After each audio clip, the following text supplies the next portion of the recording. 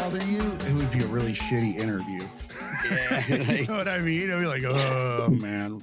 If that was the deal breaker for you, I'm like, forget it. I'm over. Yeah. Because some people are like that, man.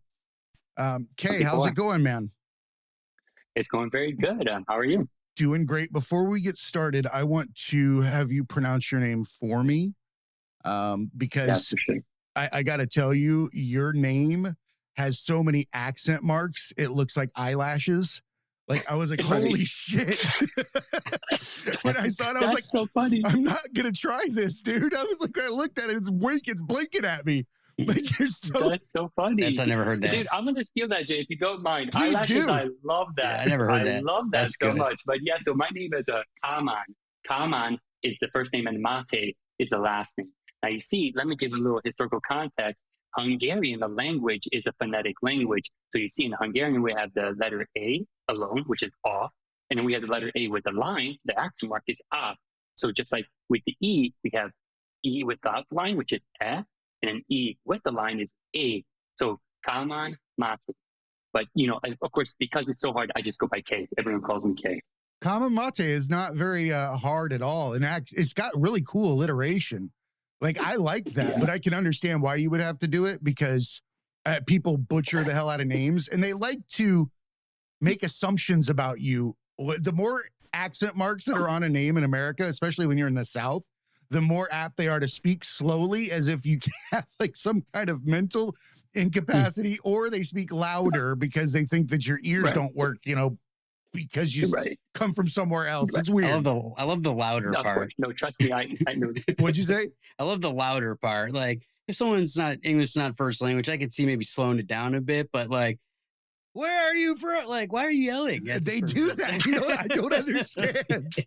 Right. Well, Kay, I want to thank you for coming on the show. This is a Tragedy Academy, a show created to bridge societal divides in a judgment-free zone using candor and humor. Kay is here to discuss some really interesting topics and has a very broad background in philosophical and biblical studies, as well as a life-changing event that he wants to discuss with us. I'm super fascinated with all of this. So welcome to the show, Kay. Gary, glad you're here as well. Anything you got going on, Gary, before we get started? No, nothing really.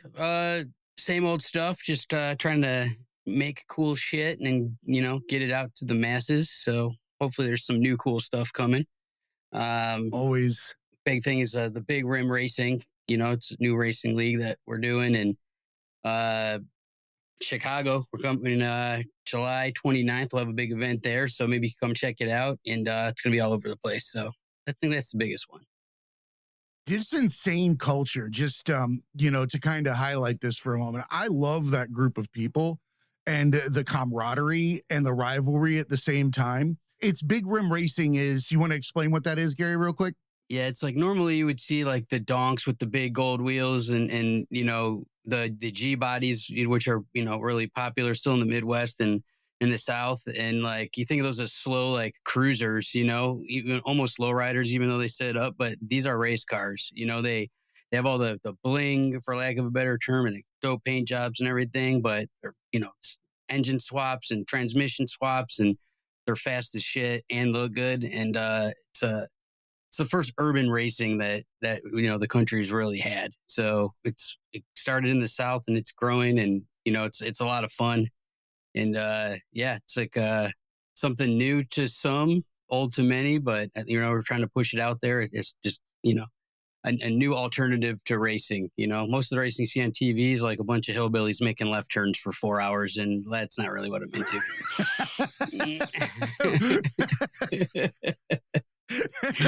Well, it's not Family Guy. It was like, go in a circle, advertise stuff. Go in a circle, advertise stuff.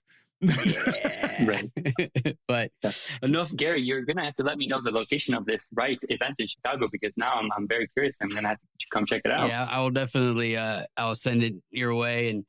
And it's technically Wisconsin, but it's like right over the border. But I'll send you all the info. Nice. It'll be cool. Yeah, Chicago people are used to that because you have to get to open areas to do anything fun. Otherwise, I lived on State and Ninth for a couple years and loved it there. Where are you at in Chicago? Okay. Yeah, I'm specifically in Old Town. I'm on LaSalle. Nice. That's a beautiful area. Yes, it really is. No, for sure. Exactly. When we moved to Chicago recently, we moved just recently, March 11th of this year. We moved from Durham, North Carolina. That's where I did my graduate studies at Duke. But we just moved recently, and we thought, like, hey, if we're gonna come to Chicago, we might as well have the real experience, like the actual Chicago, That's like what we downtown, did. because so many people say, oh, like, I live in Chicago. Like, where at? Oh, like all the way out here in the I'm suburbs. in Like, Naperville. well, it's like, okay, like that's Chicago and not Chicago. So I'm like, hey, let's go ahead and have the real experience, Yeah, as soon as you put I Ville totally at get it, the man. end, you're not in a town, like in the city. Like Ville, like you're okay. You're in one of the Villes, Right. okay? Right. Jay, we were talking right before he popped back on. He originally moved to Lima, Ohio I was talking about a friend of mine that lives in Kansas. And, when he moved to America, and he was like all pumped up about like, like Miami and Hollywood and Vegas. And he's like, ends up in like outside of Wichita. And he's like still pissed about it like 20 years later. So he's like ended up in Lima, Ohio. Like, fuck. First of all, it's got the shittiest bean. So who the fuck wants to go there? Yeah. And then second of all, I have a very similar thing that happened to me when I joined the Army back in like the dawn of time. They told me I was going to New York. And I was like, fuck yeah. And this is in the middle of the 90s. So it's not like I can Google shit. They're just like, all I understand is the word New York. Next thing you know, they drop me off. There's fucking cow pastures and all this other crap. And I'm like, that's what I left. Like, who the sent me back out here to the middle of buttfuck nowhere? It was upstate New York in the middle of like the boonies. I was like, are you fucking kidding me? I was so mad at the gods. I was shaking my fist. So I was like, how did I go from one pasture to another? Yeah. Right. How is Lima? How is that culture shock? Well, so you see, like the fact is, of course, like, when I moved, so I guess, Jay, just so that you know, right, I grew up and I was born in Hungary. That's in Central Eastern Europe. And so because my mom married an American and he couldn't learn the language because Hungary is supposedly like the 6th hardest language in the world, he said, okay, let's go ahead and move to America. And, as I said to Gary, I was like, oh my goodness, like so amazing, Hollywood, I watch MTV all the time, listen to music. I'm like, man, like we're going there. And you're right, we end up in Lima. Now you see, like I moved to America not knowing a lick of English. So I mean, other than I correct myself, other than, man, I have a piece of gum, because my stepdad only would give us gum if we said that to him.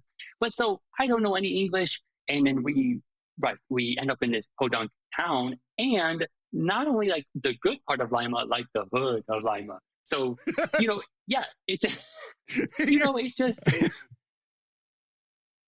yeah. Yeah, so it's just, it is what it is, but, like we may do, like, but my dreams of fame and Hollywood just, can I ask a question real quick? I want to pause for a moment, because first of all, you have amazing hair, right? This has not been brought up, but you have amazing hair. Did you have this amazing hair when you landed in Lima, Ohio? Now, you see, Jay, I almost said this to you before we began this conversation, but I didn't want to spoil it. I have a story very similar to yours with your beard, and I claim the same exact thing. This is God-given. Like this, I didn't do anything to deserve this. This just happened to me. It's beautiful, by the way. It's amazing. Well, thank you so much. I appreciate that. Now, you know what the funniest thing is? It's that I've only been growing this out for a year, and before this, I only had short hair, and I didn't even know I had this. This was a surprise to me. Like this just came out, and it just. It's like having a Play-Doh fun factory in your head. You don't know it. That's what I'm saying. I didn't know I had this. And now everybody is like, oh my gosh, I love your hair. And I'm like, thank you so much. Like, thank you. I didn't know. Like, that's I had like this, discovering you're a different race when you change your hair. It's so weird. I love that you didn't know that your hair was so amazing until then. Yeah. Dude, it's the craziest thing. Nowadays, I feel like Samson, Samson, his source of his strength was his long hair. And now I feel like my source of compliments is my hair. If I cut it off, like it's gone. Like, because I just get so many compliments. Yeah. It's crazy. You got to keep it till it falls out now. Yeah. Somebody got a squeaking going on in the background. I hate to interrupt for a moment. Yeah, that hear is it. totally I don't my think fault. it's That here, is my though. dog. Oh, is let it? me- Okay, I Yeah, wanted to you make know- no. It's fine. I wanted to make sure it wasn't a technical thing because it was like the same frequency the whole time. So I'm like, Yeah. what is this? I'm like lifting my ear. I'm trying not to. I'm like having a seizure, and I looked for my dog actually when I first heard it. I looked outside the studio door, and I was like, what is she doing? Yeah, What that's kind of totally dog my is fault. it? He is a mini poodle. We think that he is most likely mixed with No. dachshund, but he is some sort of, and he just, he is such a mama's and daddy's boy that I'm home and He looks like mommy Falcor. is not home. I'm unfortunately unfamiliar with Falcor. What is Gary, Falcor? you know who Falcor is? No clue. No, Never Ending Story, the dog that flew. Oh, I mean, I never saw that movie. Probably, like I know of it, but yeah, I don't. You guys suck. Yeah, Sorry, Jay. Wasted a Sorry. whole great reference on that. Yeah, I'll Google I'm it and sorry. like Let's go back to talking about Lima or Lima, Yeah. Ohio. it's America's But, bean. Yeah. America's bean. Man, I'd like to punch the guy that handed those out first. Like, who picked that up, ate one, and said, let me have two? Yeah, Who knows? it's probably all that they had Hungry. wherever they were. But yeah, like Hungry. Lima's like in the probably like the most remote part of Ohio. It's like in the middle of like Dayton and Toledo, kind of, and like on the west That's correct. side. It's like not really. It's about as far as you could get away from like a big city in Ohio, probably. That's how I grew up. Yeah. Very rural. The hood is not the hood. The hood is socioeconomic versus race. And it's very bizarre. It's like a poor whitish type of scenario. Florida and Ohio have a highway that no other has. There's like a direct flight between Ohio and Florida every single day. Yeah. Of course, exactly. All the snowbirds, they're like, yo, like, get me out of this cold weather. Gary and I were just talking exactly like, right. I moved to Lima, Ohio, now in Chicago. And, we just recently moved to Chicago from Durham, North Carolina. And so we experienced 4 years of great weather. And so I was so reluctant to come back to the cold, but, it is what it is, Chicago is its own world. I love Chicago. And I hate the rap that it gets and the way that it's portrayed in the media, because that city is so safe to walk around at any time. Great food. It's all Midwestern people. Nobody's got a bad attitude. They're holding doors. They're nice. I'm like, I don't even understand why it gets portrayed, because they look at this microcosm that they've created. Like, they've put all these people into a box, they poke them with a stick and take pictures. It's fucking ridiculous. And report that as what the city is, instead of getting in there and helping and focusing on the problem that they're creating. Yeah. Right. Oh, no, for sure. Exactly. We've had absolutely no issues. And exactly, I don't really understand what bad rap gets, Chicago gets like, and it's like, I feel perfectly safe. Like, there's never been like, oh my gosh, of course, there's a lot of sirens and of course a lot of fire trucks and whatever, but that's just a big city. Of course, there's a lot of people. So, it's bound to happen. Absolutely. So Durham to Chicago is also a culture shock and a change. And I love that you studied the biblical studies that you took were in the actual Bible Belt. So if you're going to come to America and you're going to study the Bible Belt is where you park yourself and you sit down. What was that like? And what did you gain? What kind of knowledge and perspective? How'd you go into that? Oh, that's a long story, but let me go ahead and describe it to you. You see, I grew up in Hungary in the church. And, of course, like when I came to America, I remained in it. Now, during high school, I told God, hey, I don't need you. I can take care of myself. And so, like, of course, I got into all the regular stuff, the drinking, the smoking, the sex, all that kind of stuff. So then, September 2nd of 2012, I had my motorcycle. People don't like for me to call it crotch rocket, but that's what I always called it. So, it's a race. I don't know. Who's upset about that term? And if they are, they've already got problems. It's a sport bike. Who knows? It's like, look, like, it's just the term for it. It's that type of bike, but, because it's like there's all sorts of motorcycles and I want to specify that I have a fast motorcycle, but So yeah, all my life I wanted a crotch rocket, and in that time I had the money to go ahead and buy one. So I said, hey, I'm going to go ahead and do it. So I was going on a country road in Lima, Ohio with my crotch rocket on September 2nd, 2012. And there were no witnesses. I don't remember the day. And something happened, most likely, as I thought about it, and as I know bikes, my bike went into a wobble, which forced me into the ditch on the side of the road.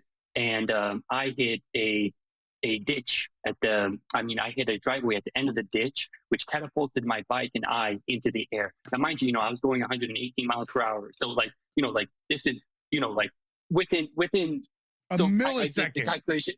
Yeah.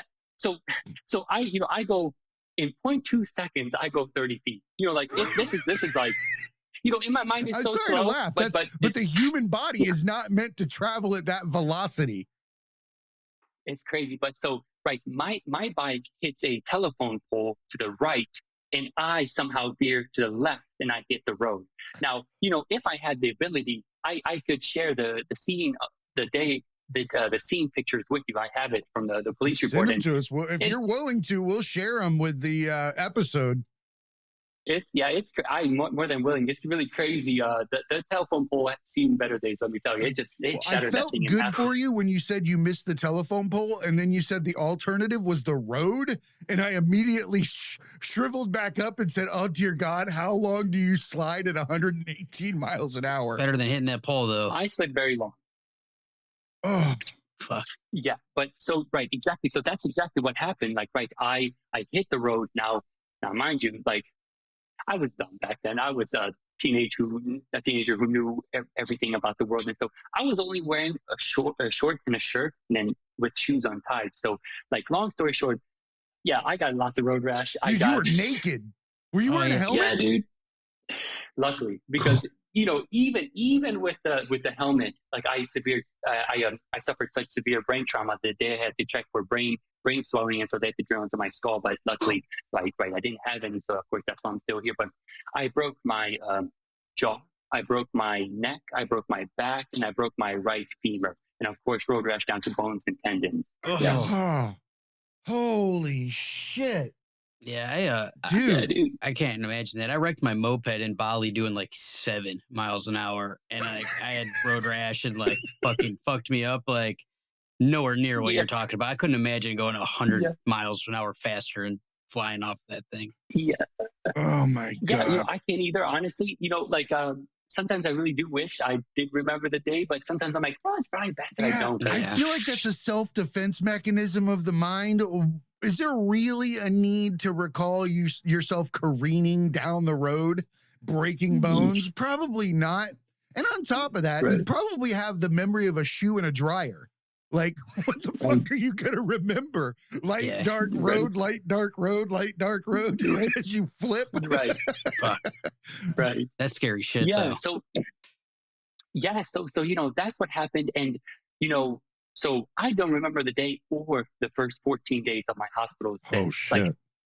I woke up one day and I looked at my arms and was like, I'm alive and I'm good. Like, that was my first memory.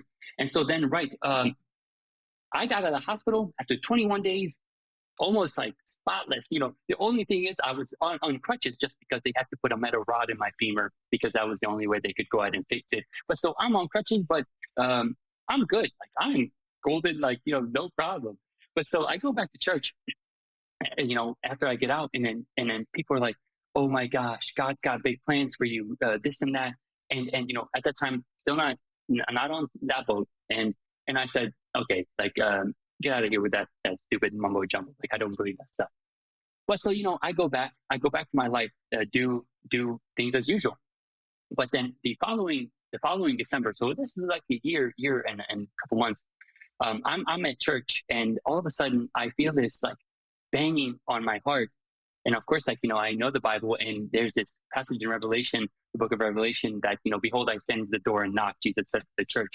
And so I say to the Lord, Lord, I know what you're doing. I appreciate you, but my life is great. And like, I look at my sister's life, my pastor's life, they're fully devout Christians. I'm like, I don't want that. Like, no, thank you. And so second week, same thing happens. The third week, of course, during that time, I'm sure like I'd been, processing all this kind of stuff. And I said, you know what, Lord, I'm going to do this, and I'm going to go ahead and give you my whole life. I'm going to go ahead and do this with all my strength, all my effort. And so then and there, I commit to go ahead and following the Lord again. And so, I'm over here, beginning to read the Bible, because growing up, I never really read the Bible and all that kind of stuff. Christians don't. No, and of you course, knew like exactly, the basic right. 8, like the Bible for a kid was a Crayola box with 8 crayons in it. You knew the basic passages that you were supposed to repeat back to a pastor or a priest or whatever it was. God so loved the world, he gave his only begotten. You knew how to spit out those particular ones, but you didn't know how many sons of whoever or acts and everything. Dude, that thing is full of so much that you would never tap at that age, because it has too many these, thous, and thys in it. Yeah. So you see, exactly. I don't know the Bible, so I'm like, okay, well, hey, let me go ahead and begin reading the Bible. So as I begin finding, things in the Bible and in learning about God and stuff, I start to remember me going back to church and people saying that God's got big plans for me. And so then, now that I'm Christian, I'm like, maybe God does have big plans for me. Maybe that is true. And so now, I'm in this like searching stage. Like, okay, so then what is it? Like I live in freaking Lima, Ohio. Like, like big things happen in like LA, New York. Like, what's going to happen here? So, I'm searching and searching. And so I after high school in 2012, I enrolled in Ohio State, the Lima branch campus. Ohio State University. I got excited for a second. Has a like, yeah. So What's Lima. that? I got excited when he said Ohio State. I'm like, yeah. Oh, Lima branch. Yeah, right. Exactly. Right. Exactly. That's not exciting at all. But so, I couldn't finish the first semester because of my motorcycle accident. I missed too much, but then I go back, finish the spring semester of 2013, and then of course continue on the fall semester of 2013.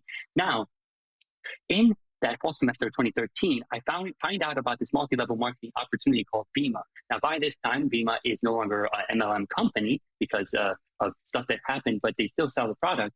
But, I see these 20-year-olds with BMWs, Mercedes, making all these millions of dollars. I'm like, okay, that is my ticket. Like, that's what I'm going to do. And of course, like for me, I'm a very passionate individual. When I set my mind to something and get passionate about it, it's like, it's done deal. Like, so I enroll in it and I drop out of college. I said, I don't need this. Like, I don't need this degree to do this company. So because I drop out, my mom kicks me out of the house. Says, hey, okay, if you're dropping out, like, you've got to get out of here. So I am dating this girl that I work with, and I move in with her.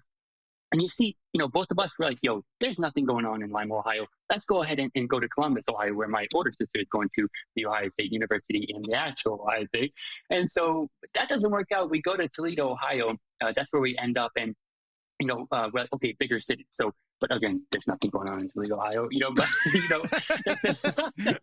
I get it. But going to Tampa from where I'm from would have been like, oh my God, but I get it. It's Toledo. Yeah. Right. So, I'm trying to do this Christian thing. My parents know that now I've committed my life to the Lord. But, so we get an apartment together. We're having sex, the whole 9 yards and stuff. And so my stepdad one day says, yo, like, hey, if you love her all that much, like, why don't you all marry her and stuff? And, I immediately get so convicted. I was like, man, Lord, I know I'm trying to do the thing. I'm trying to find out this purpose. I'm trying to make this Vima multi-level marketing thing work. But like, this is just what it is. I can't just go ahead and go back to Lima, say, sorry, like, I'm trying to follow the Lord. Like, I can't be doing this, So long story short, we get married. We get married in July of 2014. And so 3 months later, she comes to me, and says, hey, I think we made a mistake. And so, long story short, we basically split up. I moved in with my sister, who just moved to Toledo, Ohio recently as well. And then, I keep paying for my share of, the apartment that we were renting.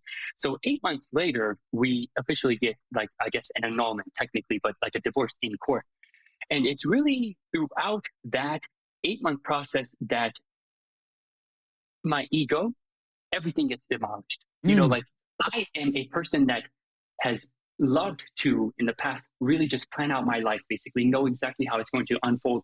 And so, like, I was so passionate about Vima, about marriage, making this work, and everything is planned out, and all of a sudden everything crumbles, and then I'm left having nothing. And so then I'm like, Lord, what are you going to do with this? Like, because I'm just like not really sure. So, I meet with my pastor during that time, the church that I'm attending, and he gives me this CD of this TV evangelist / marriage counselor called Jimmy Evans. And the CD is called Every Great Marriage. And so I begin listening to this stuff. I begin taking in this guy and his preaching and his teaching. And I'm like, man, if I would have just known this stuff, I could have easily saved my marriage. Now, so I'm getting passionate and trying to like digest more of this stuff. And then one day I'm praying and I'm like, man, like, what if I could save people from going through what I went through? And so then I'm like, okay, so that would mean that, like, what if I did something like Jimmy Evans? And so I'm like, that would mean that I would go back to school. And I said, when I dropped out, like, I would never go back to school because I'm too much of an extrovert. Like, I love to just talk to people, have fun. Like, this is not for me. But I'm like, Lord, if that's what you want, I'll go ahead and do it. But say, where do I go? Do I go to University of Toledo? Do I go back to Lima? Or do I go somewhere else where you have called me? I'm like, let me know. So the next weekend, my pastor and I meet, and he said, hey, I want to let you know that Great Lakes Christian College is offering a student 1 year free tuition to one member in our church, and right, we want to give it to you. And I said, okay, that's too good. Like, that's where I'm going. Now, before, like, trust me, Gary knows this.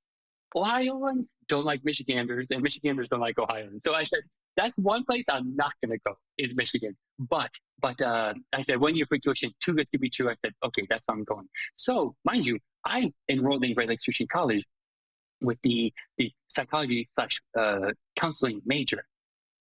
Now, you see, midway through my first semester, I was taking Intro to Biblical Interpretation, and my professor, and who became my mentor ultimately, he showed us the complexity of the Bible, which just completely blew my mind. And that's when I decided that I was going to go ahead and switch to the advanced biblical studies major. I was going to get my master's. I was going to get my PhD, and I'm going to go ahead and teach this stuff for the rest of my life, because I'm like, people need to know this kind of stuff. Like, why was I never told about this stuff?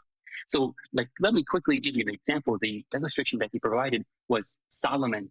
So in Deuteronomy, in the book of Kings, Solomon says, oh, that he's got, this many wives, he's got this much money, he's got this many horses. And, in the American church, that was like, dang, that was the glory days. That was like, make Israel great again. Those like glory days of Israel, let's just say. And so then he takes us to Deuteronomy 17, and it says, hey, when you enter the land, the king should not have this many horses, this many wives, this much money. And I was like, okay, so like, no, like that was not a good thing. Like that was explicitly the thing that he should not have done. But we have made it seem like he was like balling.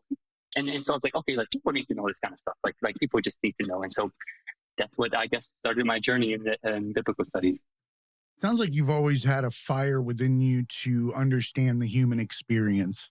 And it looks like you've been acting upon this, especially the fact that you like to move around to get like a real sense of home.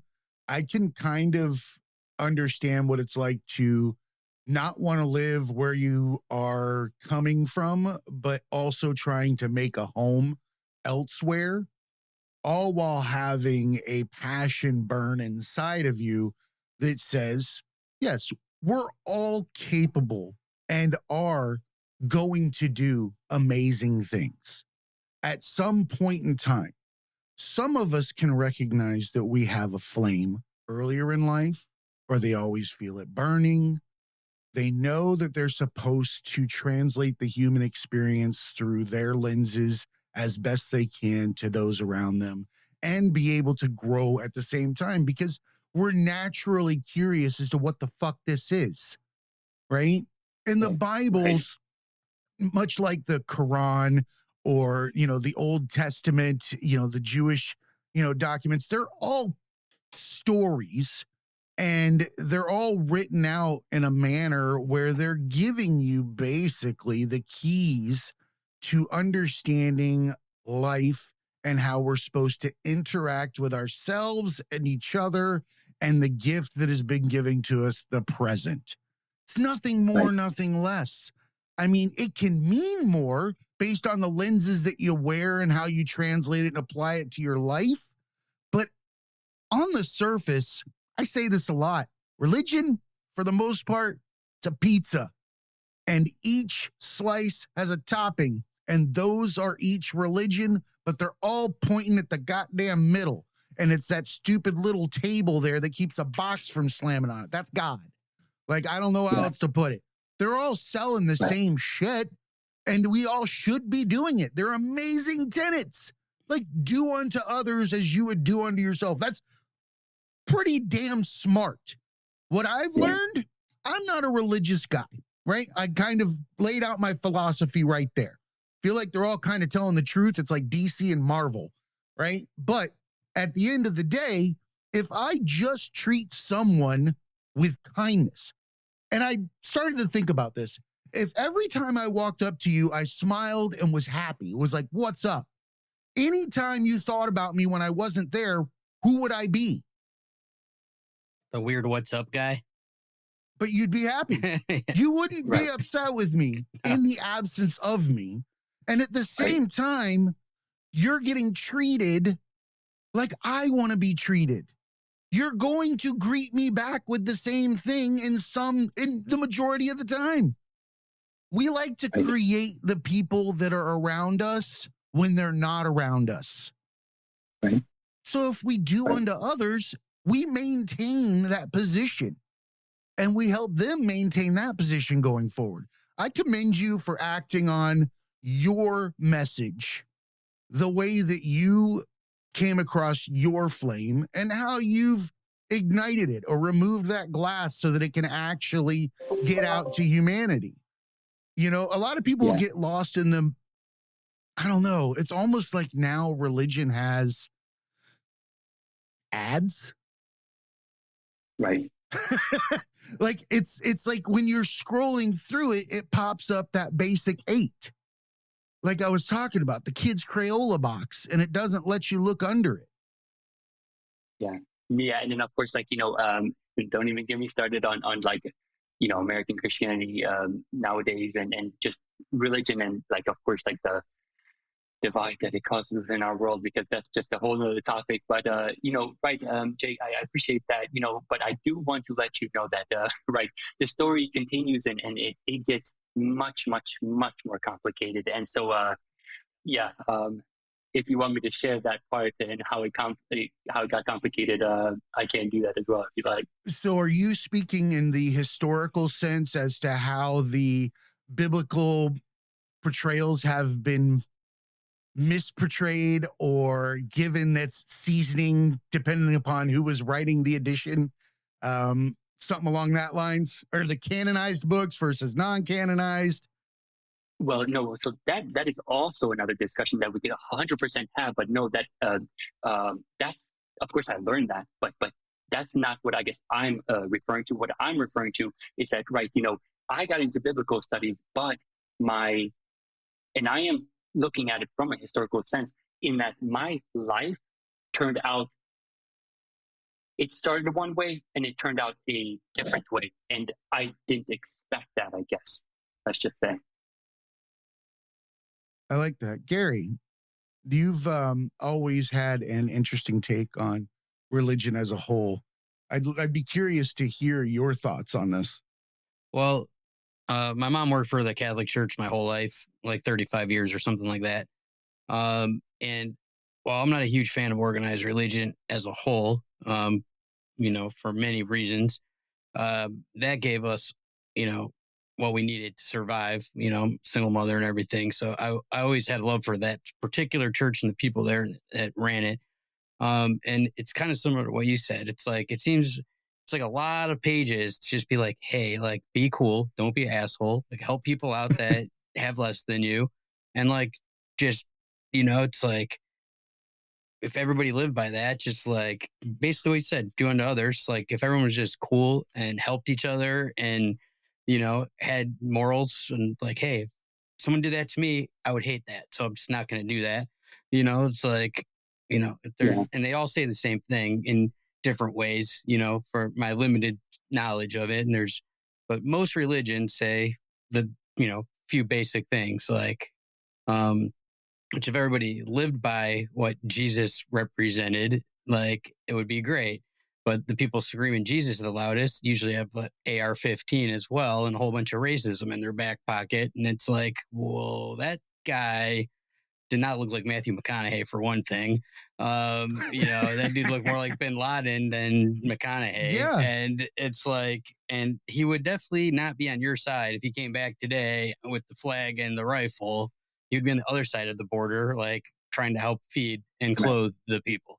So, like that's a whole big thing. But I think religion's fascinating as historically and how it's influenced the world, and especially like as religion had grew and spread and took over different places, either through force or, because the message got through to the people and they accepted it. So it's an interesting thing.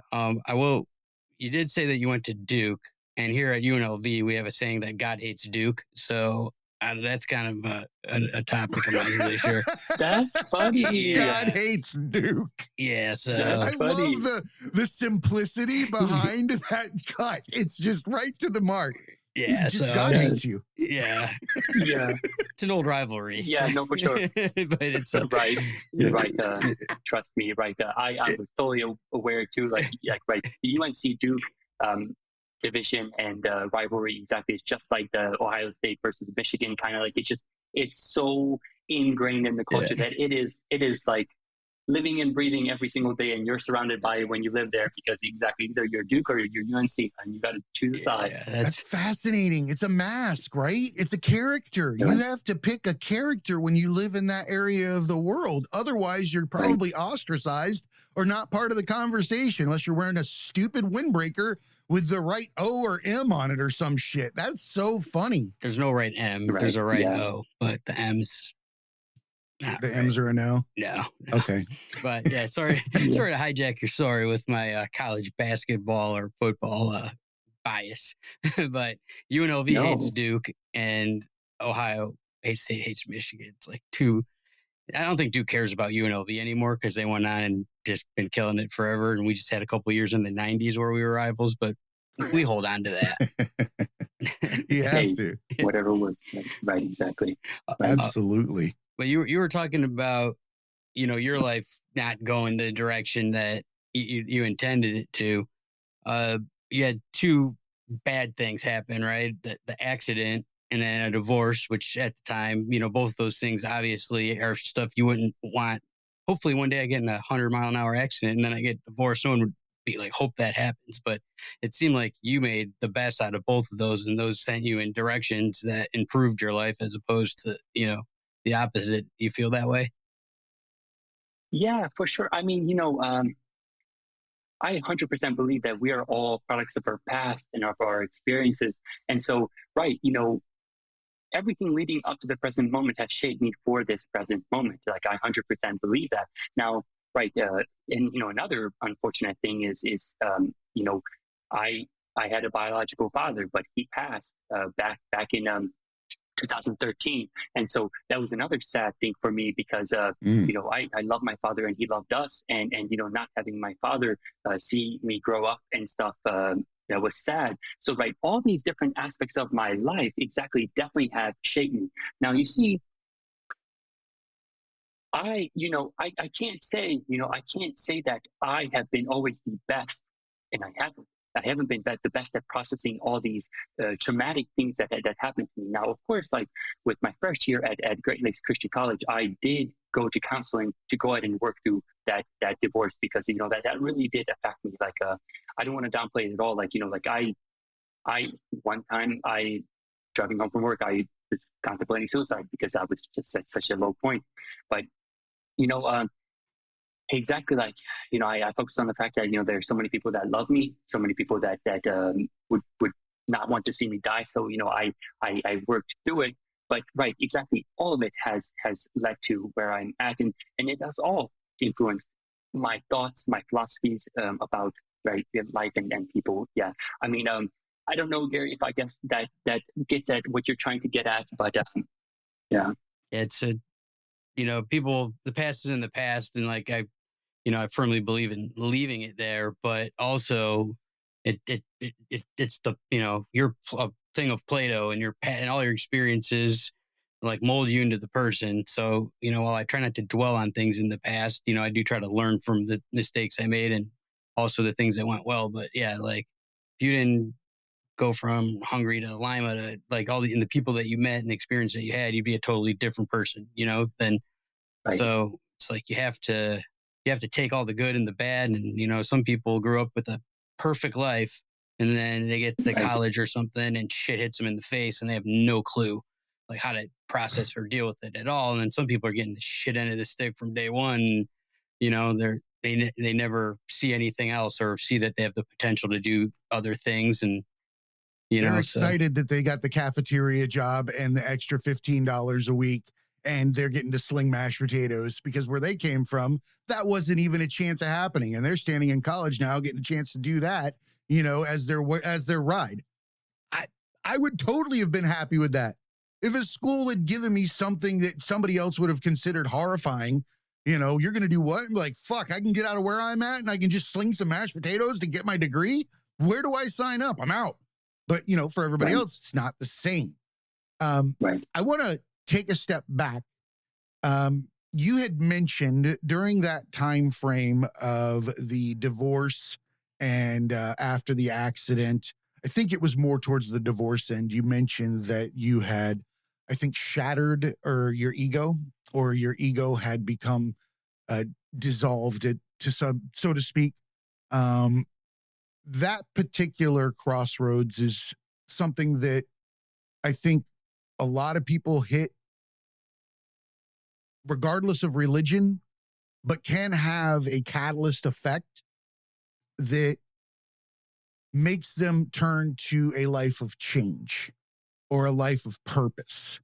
I think that we find our greatest purpose when we're on our knees, and when we're less involved with the mask, because the mask isn't real. The mask is what we're told we're supposed to have, and it's how we want people to see us. And it just doesn't work that way. And when you hit the ground with that mask and it shatters in front of you, did you feel a form of personality dissolution as well? I would say during that time, not as much as recently, because the fact is, I wanted to mention, the fact is, I also, in much more recent history, had another, like, right, ego death, or like at the time when my life just fell apart, didn't expect it to happen. So at that time, I would say not as much, because, like, mind you, Jay, I'm importing, I guess, this ego lens and these things that I know now back into that time. Like, at that time, I did not know about the ego. I was not philosophically minded. Like, not to be mean to Midwesterners, but I was simple-minded, let's just say, and I'm just looking at Gary as you're saying this, because I just want to see how this floats across the room. it's true. I mean, if you're in a small I live town in and you Florida, got man, you don't have to Cracker excuse Barrel it. and people line up for fucking Yes. 6 hours when the Olive Garden moves in, it's like you only have so much knowledge, and especially before the internet, like you only had what was in the place where you lived and whatever ABC, CBS, and NBC put on at 7 o'clock. Yep. So, you only know as much as you're exposed to, 100%. and also let me also mention the fact is, like, right, in Lima, you don't have the opportunity to become cultured. Like, the fact is, in Chicago, I go outside immediately. I'm met by, this person from this nation. I met this religion. This, like, you are surrounded Tripping by over diversity, museums. like just all sorts of difference. In Lima, Ohio, you have white Midwesterners. I'm sorry to say, but predominantly, and so, like, you don't get exposed to these different things, and so it's like you're location does I love determine your I exposure. loved it. As soon as I got out of where I was from and I did get a chance to get out there and start sampling the world, it was like getting to go to the buffet, not knowing the buffet existed. Right. And just be like, wham, you open up, you're like, holy shit. I get to hang out with all these people from all these places all the time. Like, I don't have to wear a mask because say you are in this small community that is, you know, has the limited amount of information that it's consumed and it's generational, because those communities they're super generational. Everybody knows who everybody is, that kind of thing. So I don't know, man. I just think that Yeah, I mean, even in Cleveland growing up, we had white people and black people, and you had white neighborhoods and black neighborhoods, and very few that were even intermingled between the two. And like, you know, we had one Asian restaurant, and like it was Japanese, and turned out that it was owned by Korean people. And then, you know, like we had some Puerto Rican dudes that everybody thought were Mexican for half my life, and that was about it. You know, when I came back from Japan, I had somebody ask me to speak Japanese to someone at one of the Asian restaurants or the sushi restaurants. I'm like, it doesn't work that way, Chief. I was like, that person's from the Philippines. That person is Taiwanese. That guy's Spanish. Like, if I start doing this, I might as well just cross a border somewhere in Europe and try. I'd have a better opportunity of them understanding me if I crossed a border in Europe than I would if I tried to start speaking Japanese to this dude that's Sri Lankan. You know, like, this is not going to work. Yeah. We have such a limited amount of exposure here, and we're such a media consumption society that we even believe that other countries are other things that we've never seen, historically inaccurate things. We just wear this lens that doesn't allow us to perceive other people's cultures and viewpoints. We've been given a script. I mean, for the longest time, it was, you know, I don't care about communism, democracy, capitalism, whatever it is, but the red shirt versus blue shirt thing forever. I mean, the Rocky franchise capitalized in 4 on like the red versus this. We have such a limited amount. It's a funnel. It's a funnel of information. And one of the things that came for me after the fact, when I started to get an understanding, you're still there, Kay, by the way. It does that to take away from the experience for us, but not the recording. But when you grow up in that small community, you don't have the same lenses as people do on the outside, right? You've consumed all of the terminology, all of the implicit bias. I recognized when I left there that, not that I subscribed to a lot of the implicit biases, you know, they were there, but not there. But when I got out into the real world, they made themselves more apparent. I talk about it all the time. There's an instance when I was in the Army, somebody had gotten hit in the mouth with a remote control and it broke their front tooth. And he come running into my barracks room laughing with his hand over his mouth. And he's like, so-and-so threw me the remote control and he broke my front tooth. And I'm like, dude, nuh-uh. And he pulls his hand down and I'm like, sure as shit, it's broken in half. And he looked dumb as shit. My mind made him go from a college degree to outside 7-Eleven and, you know, panhandling. And I didn't recognize at the moment, because you said that ego dissolving that took place, you didn't recognize until later in life. That was my waypoint for one of the things that I recognized later in life. It bothered me a lot that day. That night I went to bed. Why? Yeah, it was funny. But why did I see him that way? That did not make sense to me. Why was he poor? Why was he slow? Why was he a bumpkin? All these things.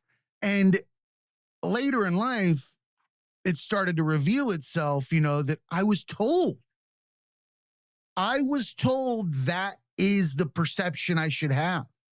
That's when I started breaking things apart. And I'm like, okay, well, you know, I bring it up all the time. People have a soundtrack. We can mentally place a size and intelligence and all these things to a simple boom, boom, boom, boom, boom, boom. What do you know? Immediately they're fucking fat, slow, all these different things. Why does that happen? I don't like that. Why is somebody telling me how to feel with a sound. It's so fragile how we take in our surroundings and how we judge things on just sphere micro levels. So I get what you mean. It took a long time for me to look back at that and understand why it bothered me. It was because somebody else told me how to feel in that moment. But we don't realize until it's later in life. I do understand now why, older people are like, you'll never understand until you're older. Oh, shit. Right. So, right. Yeah. But yeah, you see, like this whole ego journey thing for me is very, very recent, as you might think in my story. And of course, certainly to a degree, I did go ahead and lose my ego identity / narrative that I had built up to that point. And then, of course, then it was destroyed. However, I do want to let you know that, if anything dies, then, it can come back even stronger afterwards. Because let me tell you, that ego narrative and this thing that I built throughout my biblical studies, it didn't result in anything good. Let's just say. I was waiting for this. I was waiting for this because you had submitted a video. And the way that you spoke to your situation, your life, your path that you had taken, you would expect someone to focus more on the fact that they had wrecked at 118 miles an hour. But you did not. That was but a blip on the radar, it seemed like, of who you were. And a lot of people will choose that chair. At that moment, you're at a crossroads. Can I become the guy that wrecked and never work again? And it's not my fault for being who I am, yada, yada, yada. I mean, that is a legit comfortable chair that means you don't have to get up and repeat the hamster wheel for the rest of your life. And a lot of people will take that. They'll pull the parachute that day and say, I am Uncle Rico that wrecked the bike. And that's it. Right? But you didn't do that. And now you're talking in words that are not necessarily native to the biblical talk of the Bible Belt. Because when we say things like ego death and dissolution of character or personality, that lends more credit to a metaphysical or what's the new pharmacological, natural pharmacological remedies like ayahuasca, psilocybin, that kind of thing. So are we talking about a journey in that direction, or are we at another event? Yeah, no, for sure. So that's where I am currently. That's where I have ended up. But I mean, I can, I guess, basically give you the narrative of how I ended up here currently, after I guess, switched to the advanced biblical studies field and then, pursued that track, I guess. So if I'm to understand correctly, and I kind of do want to go into this, I know we're getting up to an hour, but I want to give you a chance to tell us where you are, because I think that the world is here. I think that we're on the precipice of change, understanding, empathy, and growth as a species in general. I think we've all been headed towards this, and you having that crossroads right now is something that I think that people would relate to. So please feel free to discuss that right now, and we can always come back to it later. But I know Gary has had a few psilocybin experiences, and I've discussed those modicums of therapy as well on the show in the past. And I like to see that the dissolution of a religious character within ourselves, or a religious ego mask that we can create over time, is a very heavy duty one, because it comes with tethers of shame and guilt that are built into that mask. And when you start to break those apart, it can become very traumatic. So please share. And I'd love to come back later and hit right at this point another time, because this took the left turn that I thought I was going to see. Yeah, no, for sure. I mean, the fact is, Jay, I 100% respect your time and stuff. Like, I don't need to share it right now, because, it's Please quite do. the story in an, okay. Yeah, I'm curious. Okay, well, then I yeah, you can't leave me hanging like that. It's the best, but I want to give full disclosure. The stuff that I'm about to say is crazy, and I know. So just take it for what it is. Buckle up, Buttercup. It's about to get fun. That's right. That's right. So, so, I switched to advanced biblical studies. I'm laser focused. Like, I'm like, okay, this is it. Like, this is what I need to do. This is like my purpose. Now, so, right, I began in August of 2015 at Rediscovering Christian College. Now, in the spring semester of 2016, well, actually, before I say it, in the fall semester of 2015, I'm reading my Bible, just in the morning, my morning meditation, my morning Bible reading. And I come across 1 Samuel 15:17. Nathan, the prophet, says to Saul, the first king of Israel, even though you're little in your own eyes, are you not the head of the tribes of Israel? And then, at this time, I'm very Christian, very on fire for the Lord. And all of a sudden, I feel this like presence, and I get goosebumps all over my body. So I, at that time, equate that, okay, this is the Holy Spirit.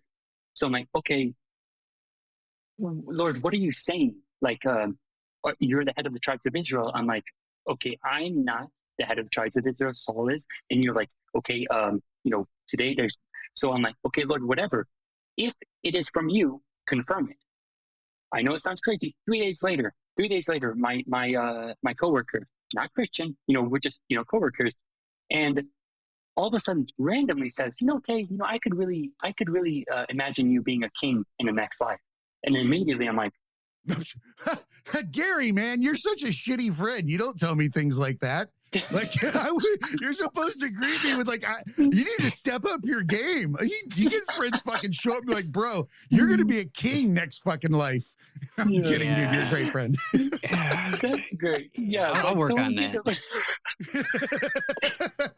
Gary's motto is hype your friends, by the way. So that was the meanest thing I could have said to him. But it was too easy of a joke.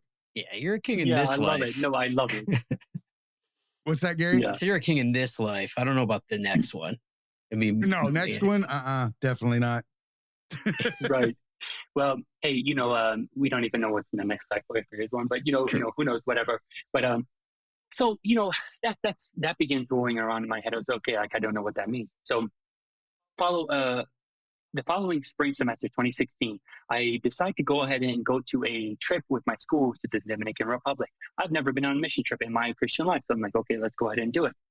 So I'm going down from Lansing, Michigan to Toledo, Ohio, to go ahead and meet my mom, who is driving up from Lima, Ohio to Toledo to go ahead and pick up a luggage. And we get there, meet up, and she says, Kálmán, you won't believe.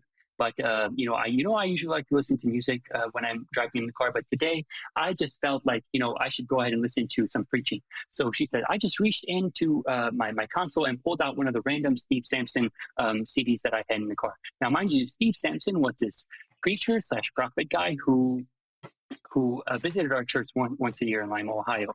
And she's like, hey, he prayed for you at the end. I was like, and she's like, you won't believe what it is. I'm like, okay. So I on the way back home, I popped it into the CD player in my car. And of course I have the recording of this as well. But so back in November 9th of 2010, so this is my high school era. I'm not Christian and all that stuff. I was having a lot of headaches at the time. And, I don't believe in this mumbo jumbo, but he does the sermon. He says, okay, now I feel like we need to go ahead and pray for people with headaches. So I said, okay, whatever, it's not going to hurt. I'm just going to go ahead and go down. So he prays for several people.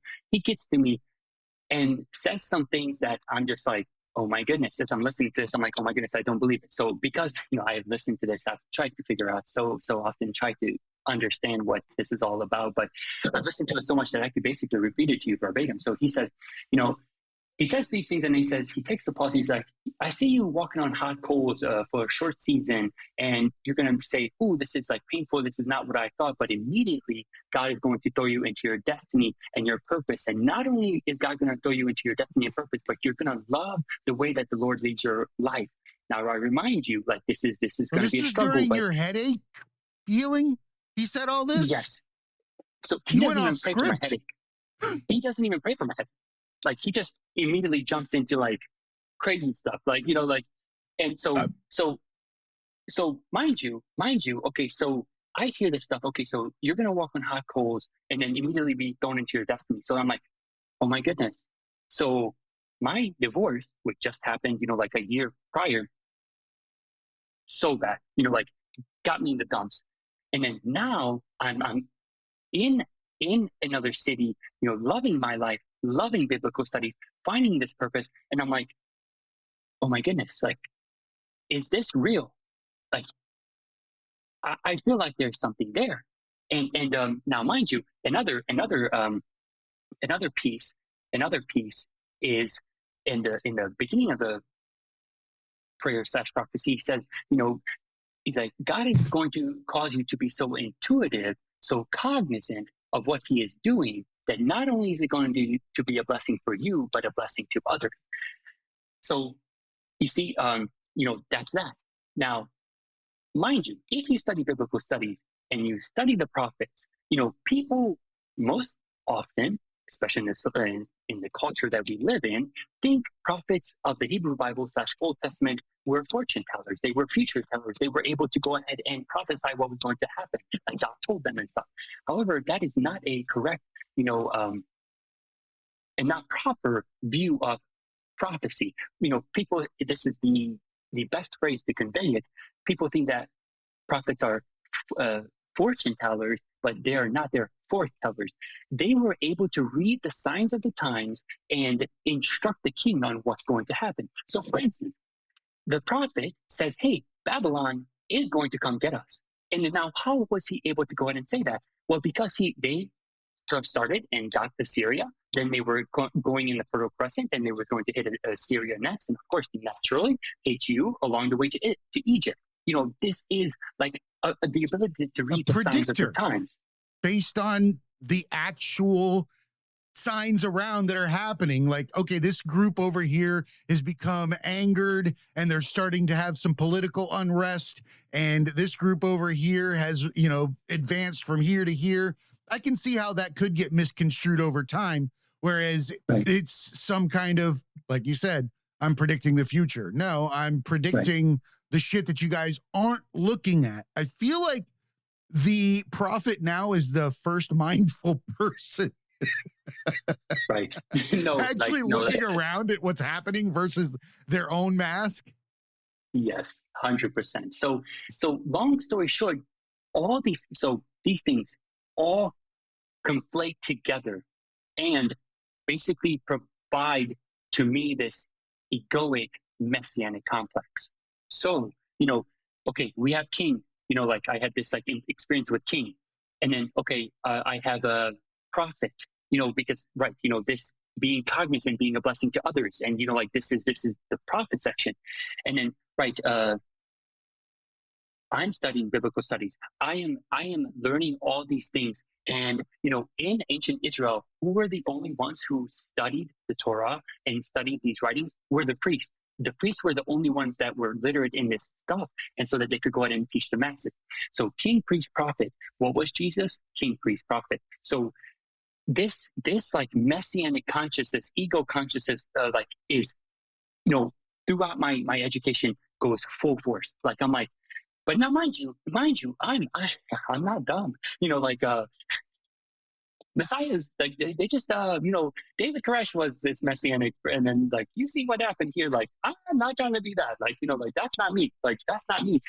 These are just things that are happening to me, and I'm trying to wrestle. What the frick does this even mean? I don't know, but it's with me. And okay, God has some big purpose for me, but what is it? Okay, is there something here? So, mind you, biblical studies is not for the faint of heart. It long story short, by the time I get done with my undergraduate studies, I still believe in God, still believe in Jesus, but my faith, my beliefs about the entirety of Christianity, religion, is vastly different than the average churchgoer. But I still believe. Now, I go to Duke, and, as fate has it, I complete the first semester, but then the rest of the 3 semesters are completed in lockdown because of COVID. And so I'm a super extrovert, love hanging around with people. And long story short, alongside this COVID and being locked up in a cage of your house and just being drained of energy alongside these continued crazy things that I learned about the historical context of the Bible and then like authorship, purpose, all this stuff. One day I'm just like, well, of course not just one, but throughout the time, I'm just like, I don't believe this stuff anymore. I really don't believe this stuff anymore. I just don't think I can go ahead and buy into this. Like this is not it.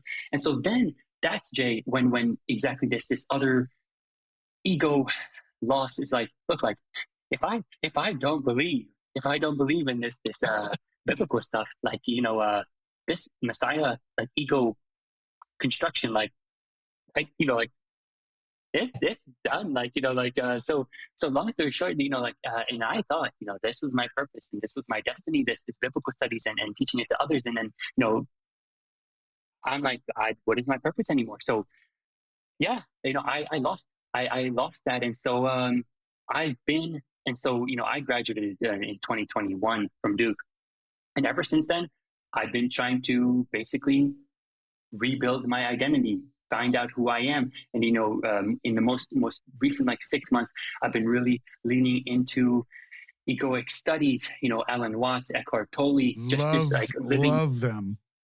Yes, me too. Brilliant minds, unbelievable. Yes. If you just, for those of you that heard those two names, write them down. And if you haven't read their works or listened to meditations and things, Alan Watts I could listen to until the end of time. Yes. He could read me like a cookbook or like a manual for a car, like an old Chilton, whatever the fuck they were called. He could read that to me. That was for you, Gary. Yeah. Old Chilton. That was like the manual, the company that created manuals for every car. Yeah. It was for people that had to work on their own cars. Yeah, I've seen a bunch of those. My stepdad, but Alan Watts could read that. Yeah, Alan Watts could read that to me, and I would be so happy. You're, I think, at a juncture that the majority of people are at right now, or in some way, shape, or form. The analogy I like to use is a bicycle tire and spokes and a stick, and that when the pandemic happened and we were locked down, we were riding that wheel. We were doing the same thing over and over. Get up, rinse, repeat, get up, rinse, repeat, get up, rinse, repeat. But the pandemic was a stick and they rammed it right in the spokes of the tire and everybody flew off of it, hit the ground, and were able to turn around and look at the tire that they never knew they were on. Right? And now we have these questions. I don't think that let me correct that. I think there is a reason for all of the bridges that you crossed and the books that you read and the understandings that you came to, because they're going to help you now in your, this is exciting, your rebuild phase where you get to discover yourself. Rebuild, I don't even think is a word for it. Because I don't know that actually is what's happening. I think it's discovery. I think it's revealing who you were the whole time and getting to fall in love with Kay. Who was Kay when he was a kid? Who was Kay when he was dreaming? Who was Kay when he was playing alone? And who is Kay now to the world? And I think that that's going to probably be some form of interpreter, an interpreter of teachings that were meant for a different reason, that have messages that have been misconstrued by greed and domination, or material items, whatever it is. They've twisted and turned some of the most simple things, these parables and stories that some are real, some aren't. Some are, the understandings that you get from what you saw. That doesn't matter. If you break it down to the core, you get to see the simplicity behind it. It all goes back to the same area. It's a Mesopotamian river valley, kind of grew from there, heads out to India, heads up north, You know, you got a Right. line from down in Africa. You got a few that hang out over here in like the Middle East. They never move. You know, get a little Caucasianist. You know, and you go up around the left. You know, pick up Right. some of the white or the blue-eyed devil around Germany and France, where I come from. You know, in England, they like to get a King James version there. Dust that Right. up a little bit. Right. At the same time, we're all in the same soup. Yes, we are. We Yes, we are. are. Thank you for being courageous enough to face the human experience and embrace it. That's when you become a lighthouse. I say it at the end of almost every episode now, but I think that if you're a religious person, stop yelling it and start living it. Because you're going to Right. affect a lot more change if you stand up and become what it is that you're preaching. Just stand there Amen and to be that. it. That's a lighthouse. You don't have to tell somebody to follow God. Just follow him yourself and let them find you through your actions. Like, Right. oh, this guy's living a pretty dope life over here. He looks happy. His family's all together. He's not, you know, doing some shit that's against whatever moral compass he has. I can dig that. But if you're standing out there hitting me in the face with a book, telling me what I'm doing wrong, well, then fuck Right. you. I'm not listening. Right. I ain't listening to my Right. parents. Why the fuck am I going to listen to you? Right. Like, Right. who the No, fuck are you? 100%. Just go 100%. be what you're naturally inclined to be before the implicit bias. Once you become that, then everybody's going to come to you. You're going to be the guy that's smiling every time you meet someone, and you'll be the smile when you're not there. Right? Right. So I appreciate you, and I appreciate that you're willing to put something so personal out there, because I don't believe that anybody was waiting for that or ready for that left turn at the end, which Right. I love that because it shows growth. That's not to say that I'm knocking religion ever, because I think if it provides you a moral compass and you do good things and you're not discriminating against others, rock on with your bad self. Wish I could have the Exactly. same belief. Man, would it be cool to be able to throw it up to something higher than myself? That would be great. I'm too much of a narcissist, though. I feel like I've got to Right. control it all. Right. Oh, no, 100%. No, 100%. Yeah, exactly. Right. You know, of course, I try to be 100% exactly understanding in that sense that, hey, if that religion works for you, great. Please do it. If it makes you a better person, please do it. Yeah, exactly. Just don't be hitting people out on the street or anything like that and running some more wild ass agenda. Right. I got too much shit Please in my don't. own lane to be worried about. Gary, Exactly. is there anything you want to close up on? Nah, like I wasn't expecting that turn either. It's tough to deal with, I'm sure, because not only is it like your career choice, which you got deep into through all the education and time and money and effort, but it's also like your belief system too. We're so intertwined that, you know, to change everything, like, most people don't do that. You know, I'm a television producer, but you know, it's not like my religion or whatever. Like if I had to change like what I Shit. believe I in didn't a think about way, that. and like also shift like my whole career path and everything, like that's a hard turn to deal with. And it's like it's harder, you know, most people don't, even if they start to feel that way or whatever, they'll just stick Too in the hard. rut forever, you know. And you know, for you to feel that way and act upon it and realize you have a lot of life left and a lot of things that you could do that are going to make you happy and, you know, serve your actual purpose instead of, you know, sticking to it because you've been doing it, you know, Right. it's like, you know, Bro, your hair is a metaphor for this whole entire I was situation. just going to say that. You know, it is. You're rediscovering so much. And who knew you had such a beautiful inside there that you get to experience now? That's fucking awesome. I love that so much. I'm going to use that. Yes. You That's should. wonderful. You should. it's like when Because, people like, I mean, go ahead. like when people get out of the army, like you know, they can't have a beard ever or anything. Like the first thing anyone Fuck that. does is they just grow the beard. You know, it's like that's a sign of like, you know, I could do it. I could be free. I could let the beard grow. You know, and it's like if you're like, you know, in front of church people all the time, like they would judge you if you had big, long, like curly hair. Like they oh, he doesn't look like a pastor. Pastor's prim and proper and has a perfect haircut. Right. And then I guess these don't look like pastor material. Holy shit, you kept those covered the whole time. How do you do something like this? This dude, like, you sprung like a whole bunch of hair, then just threw up some fucking sleeve tats. Yeah. And I love this. And I'd like to go on record that further out, let's say a year, I'd love to check back in, see how this journey is going. And I also want to come back to something that I completely forgot about. Are you studying comedy as well? I actually am. Yes, I am. So, being new to comedy, I would love to see the spiritual growth, how comedy is infused in this growth process, because I know that it's got to be a huge mechanism, and how that helps you get to where you are then. Can I get you on the record now? You want me to talk about it right now? No, I want you to say that you're going to show up in a year and tell us about this. 100%. Exactly. I would love to. Dude, I love it. All right. Well, I don't have anything further. You want to tell everybody where they can find you at?